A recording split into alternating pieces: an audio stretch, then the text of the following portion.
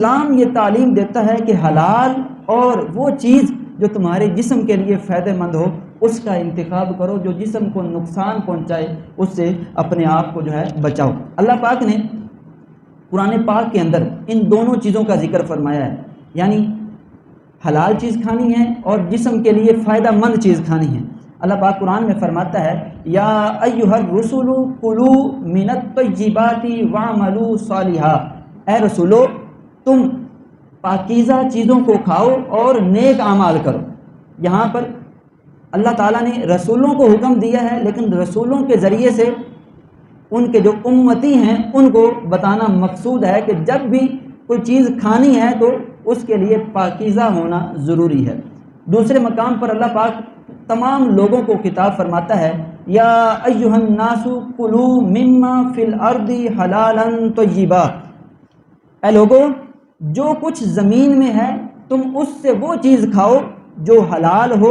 اور پاک ہو۔ حلال اور پاک، یہاں پر دو لفظ استعمال کیے گئے ہیں، حلال اور طیب۔ ان دونوں چیزوں کا جو جوڑ ہے، جس چیز کے اندر پایا جاتا ہے وہ چیز انسان کے لیے دونوں جہاں میں بہتر ہے،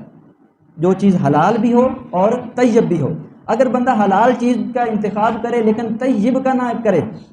تو بندہ دنیا کے اندر دشواری میں پڑ جائے گا، اس کا معدہ خراب ہو جائے گا، بیمار ہو جائے گا،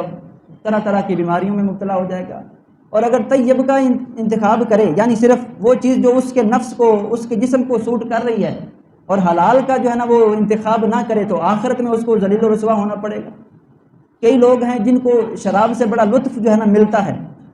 ان کی جو عادت بن گئی ہے، ان کا جسم اس کو سوٹ بھی کر جاتا ہے، کئیوں کو جو ہے نا وہ سوٹ کر جاتی ہے، لیکن وہ حلال نہیں ہے۔ اب دنیا میں تو وہ لطف اندوز ہو رہے ہیں، لیکن آخرت میں اتنی ہی جو ہے ان کو سزا کا سامنا کرنا پڑے گا۔ تو دونوں چیزوں کو اللہ پاک نے مد نظر رکھنے کا حکم دیا ہے کہ حلال ہو اور طیب ہو۔ اللہ پاک نے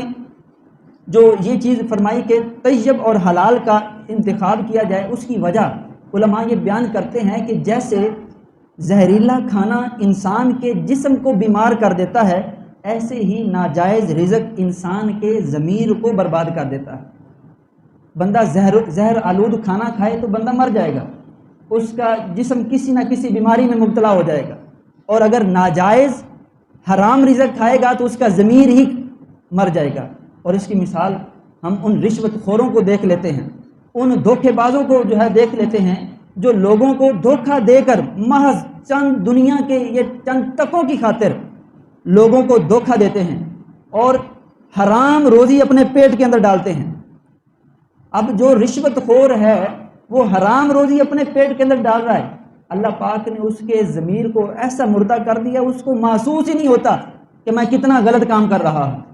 کئی لوگ ایسے ہیں جن کو حرام کی لت لگ جاتی ہے نا تو پھر وہ جاتی نہیں۔ اس کی وجہ یہ ہے کہ جس ضمیر نے جھنجھوڑنا تھا، جس ضمیر نے بندے کو ملامت کرنی تھی کہ اے انسان تو کیا کر رہا ہے، اپنے نفس کی خاطر لوگوں کو لوٹ رہا ہے، وہ ضمیر ہی جب مردہ ہو گیا